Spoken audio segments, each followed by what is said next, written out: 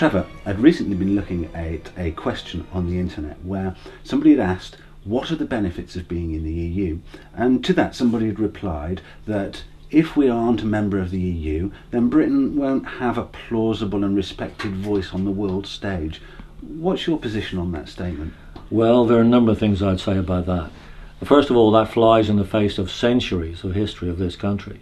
We're a great little nation. We have imagination, ability, energy, strength. We're no better than other nations, but we are different. And it's the difference that makes us into all those things. So we really are Great Britain, in my opinion, despite the detractors. The other thing is that we haven't got any voice in the European Union. We're one of 27, where everything is decided virtually now by qualified majority voting, which means that even if we don't like it, there's nothing we can do about it. We've got to put up with what the majority want. So that diminishes our voice even further. But to further answer your question, I was at a meeting quite recently where I gave a talk to some sixth formers and people moving on to university. And at the end, or towards the end of the meeting, one of the students said to me, "You've talked about the disadvantages of the European Union. Tell us about the benefits." And I said, "Fine, you can start. Tell me the benefit that you think we've accrued."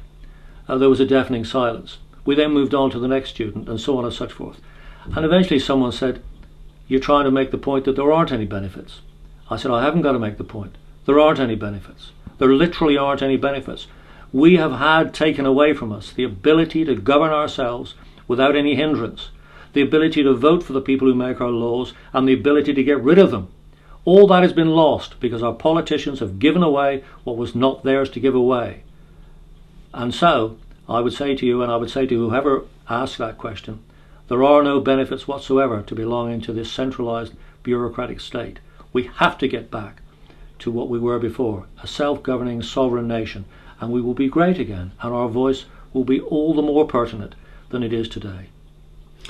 So no benefits at all. I mean, surely there must be some financial benefits. I mean, one of the things that I read recently was that over 10 years, being a member of the EU has increased our GDP by 500 billion or something. So £4,000 per person or something over the last 10 years that we've been in it.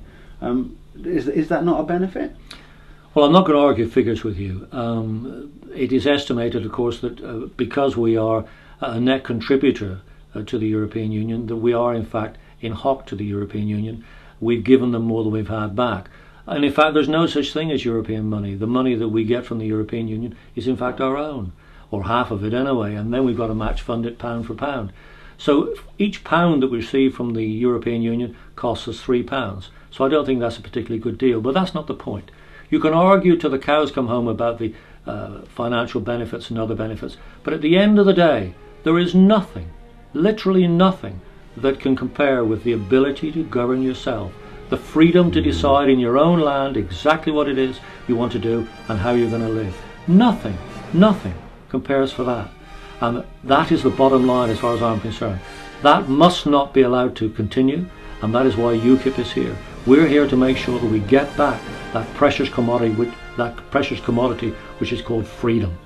And we haven't got it at the moment. Nothing can compensate for that loss.